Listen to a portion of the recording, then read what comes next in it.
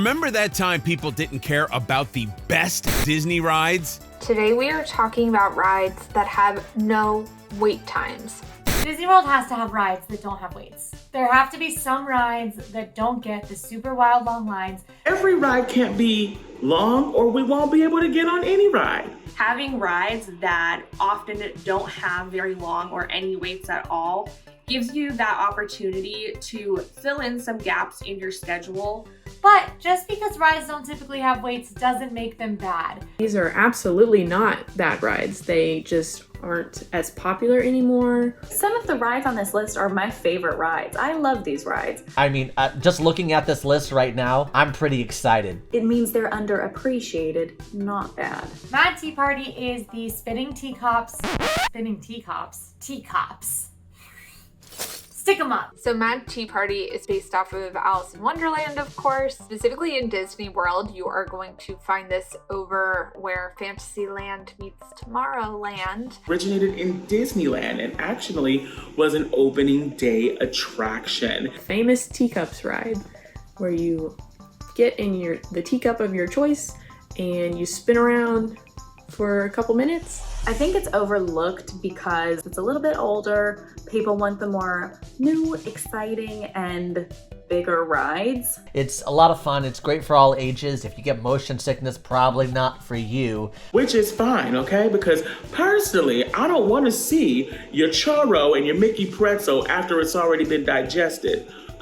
No thank you. Keep that to yourself, boo-boo, okay? But it is fun, and it's definitely, it's completely iconic. You have to go on this ride at least once on your first Disney trip. For some reason, every time I ride it, I seem to be with somebody who feels the need to spin it at a just ridiculous speed. It depends on who I'm with, but I will almost always choose to spin like crazy, especially if they don't want to. Okay, but I'm not spinning like crazy, so y'all enjoy that, okay? I also see a lot of dads doing this. I think it's a dad thing when they get on the ride with their kids and they're just like absolutely going ham. If you and a friend who have, some decent upper body strength, get on this together and you look at each other in the eye and say, it's go time. This is the thrill of it right here, baby. I got scared. I was like, oh no, am I breaking the rules by spinning it this quickly? Are we gonna get in trouble because we spun it so fast that we're going around so fast that the whole thing is gonna break and everybody in a teacup is gonna go flying everywhere around Fantasyland and Tomorrowland? That tea party's not gonna be the only thing that's mad. I'm just saying. My favorite kind of tea, hands down, is chai, which is a little bit redundant because, fun fact, in a lot of languages, chai means tea. So when we say chai tea, it's like saying tea tea. I'm just not a tea individual. I grew up with a British mother and grandparents that tea is like genuinely a part of their daily life. Mad Coffee Party. My favorite kind of tea, well, I'm from Tennessee. Sweet tea. That's the only kind I acknowledge. Don't ask me about other kinds. Mad Espresso Party. There's a tea called Lady Grey. It's Twinings, and it's their spin on an Earl Grey, but it's like a little more citrusy, and it is so good. Mad Dr. Pepper Party. That being said, I hate tea. I really, really hate tea, and I'm so sorry for anyone who's listening that's like, what are you talking about? It's so watered down. It is just like watered down brown water. I'm sorry, coffee lovers. I don't have anything against coffee. I don't get any energy from it. There's no point for me to drink it if I don't get any energy from it. Mad Manhattan Party. I now mix Irish breakfast tea with chai tea in the morning. I am definitely more of a coffee drinker. I've got some right here. So I need my coffee every morning. What I learned from Twinings is that the highest caffeine level in a tea comes from Irish breakfast tea, not English. I guess the Irish need that little extra bit of caffeine from all of that drinking whiskey and very dark foamy beer that almost is dairy. Is Guinness vegan? Stroll past the cucumber and the bananas and the lettuce.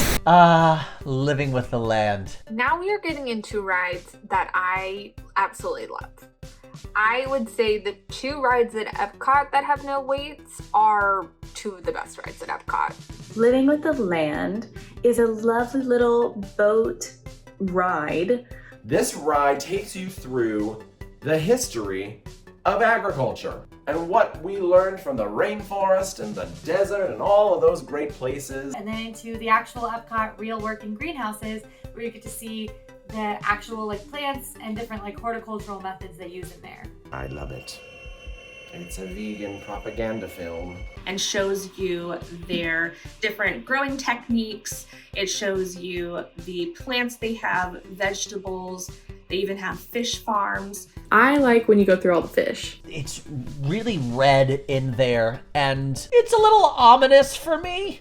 The fish are like disappearing, like there's not that many anymore, and it just is kind of hot. So I don't really like that one. No shade on the fish. They're doing their job. They're working hard. It's just a little bit cloying for me. And you get to see them swimming right next to you, and the shrimp. And it rarely does it have a wait. Or at least not much of one. Well, I think part of it is that it's high capacity. There are a lot of those boats. It's like 8 rows or something on those boats. So it's like a lot of people can get moved through at a time. And also they get bored because it is educational. They don't want to learn, even though they come to Epcot, and that was the whole point of Epcot in the first place. Experimental prototype community of tomorrow. Edutainment. It is one of the last remaining rides that upholds the tradition of original Epcot, and it's, you know, aimed to edutain the masses. And it really is educational and informative. Whatever. The parents want to make sure they get all the big rides like Guardians and Remy's and all of that kind of stuff. But once you ride it, then you understand all of the hype is worth it. So I think if you were going to receive any IP, which I'm not game for, I am here for Living with the Land staying as it is. I would be very adamantly against this. I'd be very adamantly against adding Disney IP to Living with the Land. Obviously, Mickey would have to be involved, because if you're going to convince your kids to eat vegetables, you have to tell them that it's Mickey's vegetables. My delicious lettuces, so that I could be a vegan and talk about it too much on YouTube. I love you. Ooh, Sky High. You know the friend Layla? In Sky High, she can grow plants. Is that going to be a popular choice? No. Do I think they should go for it? Absolutely. Toss a Kurt Russell in there somewhere. Sky High. I would kind of be here though, like maybe Moana. I know we have Journey into Water coming up, but I do think that there's something with nature involved that could be interesting maybe. If it received an overlay, I would say do it as a National Geographic overlay. I don't think that any like cartoon or like Pixar IP would really do well here. No. I'm a Living with the Land stand until I die. I love Living with the Land. I'd get that tattooed probably.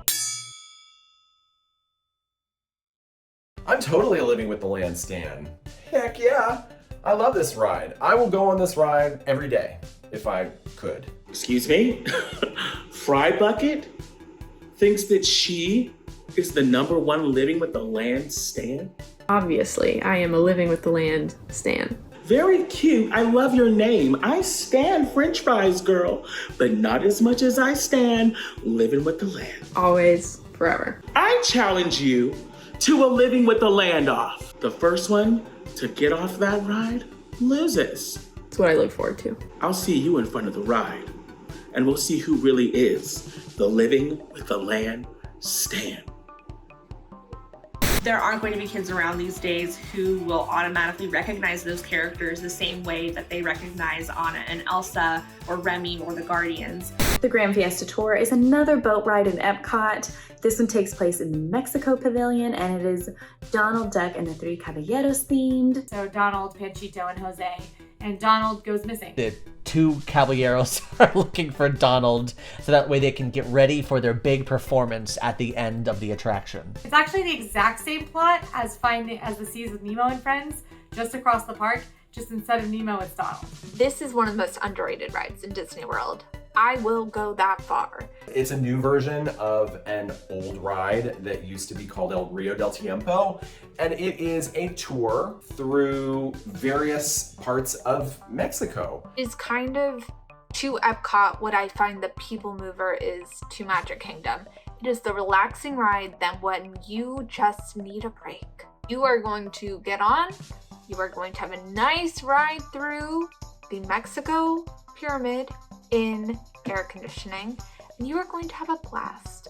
I love this attraction, and to be honest with you, this of all of these rides probably has the least amount of weight, to be honest with you. And I don't really know. I don't know why this attraction doesn't have a weight. I feel like maybe because it is kind of outdated. Some people might not even know that its attraction exists because you really don't know unless you go inside the pavilion, and it's way in the back. I think that Epcot, the way that it's laid out, there are a lot of attractions and rides. If you didn't know where they were, you'd probably miss them. I mean, it's all the way in the back. Actually travel further past the tequila bar. I think it's really cool. It's really cool to be able to discover. Maybe they had too many margaritas and they don't realize that an attraction is back there. My favorite of the three Caballeros, I'm gonna have to give Panchito some love. I love Panchito. I don't even have like a whole reason. I just love Panchito. He's my favorite. Oh, definitely Donald. He's just like a little rambunctious, and he's always gonna do his own thing. I mean, I love the whole gang, but Donald, I have a special place in my heart for Donald. I love him. I'm gonna explore Mexico! And they're like, no, Donald, we've got a show to do. He's like, watch me dive off a cliff. And they're like, no! And like, watch me talk to these pretty ladies. They're like, no! And, you know, I'm just, Donald, you do you. Jose, because he is just so stylish. First off, green is my favorite color. I am here for the entire look. In fact, I might have to do that for Dapper Day this year. There is a scene towards the end where the Caballeros are all animatronics. And I guess they were doing some work on Donald, because one day we went on and it was a plant with a sombrero on it. And it was probably one of the most unintentionally funny things that Disney has ever done. They said, that's good enough. That's what this ride needs. It was a moment in history, a moment in pop culture. And the internet went insane over it.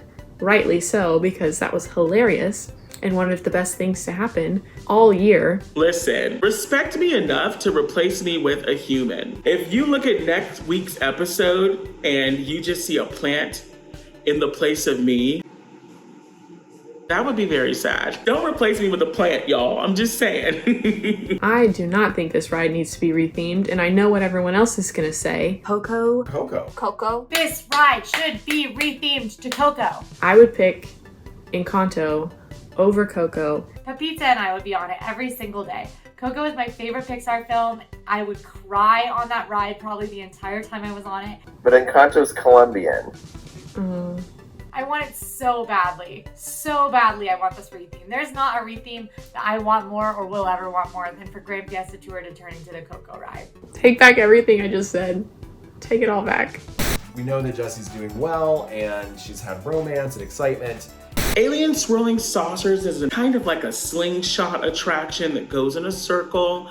It's located in Toy Story Land at Disney's Hollywood Studios. And there are multiple discs turning you, and you can switch between one and the other, and you end up at other parts of the room. And it is based on the little green aliens. Ooh. Ooh. Ew. Oh. Ooh. And the claw, and you're just spinning around. That one's a lot of fun, and it's highly underrated, in my opinion. And they play rave remixes, I guess, of or renditions of Toy Story songs. My favorite song on Alien Swirling Saucers is When Somebody Loved Me. Why do they have that sad Jessie song on this ride? When She Loved Me from Toy Story 2. And it's so funny because obviously in the movie, it's a very sad song. Like, you're crying while you're watching this. Poor Jessie, like, she's pouring her heart out because she's not being loved on as a toy anymore. I think about her in that box on the side of the road. Whee! Abandonment, yeah. Look at toys being abandoned. They drive away like when people drop dogs off in the countryside. When she loves me. I've cried on RTT talking about When She Loved Me and the scene in Toy Story 2. Okay, well... Because when you're at Disney, don't you want to have an existential crisis about how your childhood toys think that you don't love them anymore and you want to cry while you're hanging out? That's my favorite. I think it has no weight because everyone that's in Toy Story Land is probably in the Slinky Dog Dash line. There are a lot of other rides there. Kind of like a high ride density area. I don't know about it not having a wait. It doesn't have really a long wait. It does have the lowest weights, I guess. If you're going to have to choose one from each park, this will be on the lower end. Compared to the other rides in Hollywood Studios and Toy Story Land, this is going to be one of the easiest to get on with little to no wait. Is this the best ride in Toy Story Land? Are you kidding? No, this is not the best ride in Toy Story Land. No! I can't say this is the best ride in Toy Story Land. Slinky Dog Dash is better. Toy Story Mania are both better. They're both better than Aliens Rolling Saucers. Absolutely not. No, this is not the best ride in Toy Story Land. This is the worst ride in Toy Story Land. Controversial opinion, I think it's the best ride in Toy Story Land.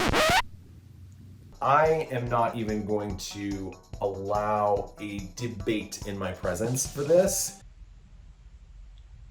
Out of these rides, I have to pick Living with the Land as my favorite. It is an Epcot classic. Living with the Land is going to be my top choice. My favorite is going to probably be Living with the Land. If I can only choose one, it's Living with the Land. Absolutely Living with the Land. It is undeniable, okay? This ride is such a vibe. It's such a mood. Grand Fiesta Tour, far and away my favorite. Probably I would put Living with the Land next and then the two spinner rides below. I don't think any of these rides need to go. I think people are riding these rides. I think we are seeing a rise and fall of wait times throughout the day for these rides. I do not think no wait rides in Disney World exist anymore. Genie Plus has definitely affected this, and if you want to get on these rides, there are still going to be some people who are using Genie Plus for them. They're going to get priority, so that is just something to keep in mind. There are lines everywhere. You just gotta make the most of it and really determine on if the attraction that you want to get on is worth the wait or not. And if you feel like it's worth the wait, just wait, because the end result will leave you satisfied with joy. Oh my gosh, did I just say that? Yes, I did. Toy Story Mania is fun, but it's not the best. Slinky Dog Dash, if you're waiting over 2 hours for Slinky Dog Dash, no. Alien Swirling Saucers is the best ride in Toy Story Land. I said it, and I will defend myself, because I know you all are going to come for me in the comments. But I said what I said. I don't take it back. Alien Swirling Saucers is the best ride in Toy Story Land. Now go watch our episode on the world's most embarrassing fan base. Perfect. Yay!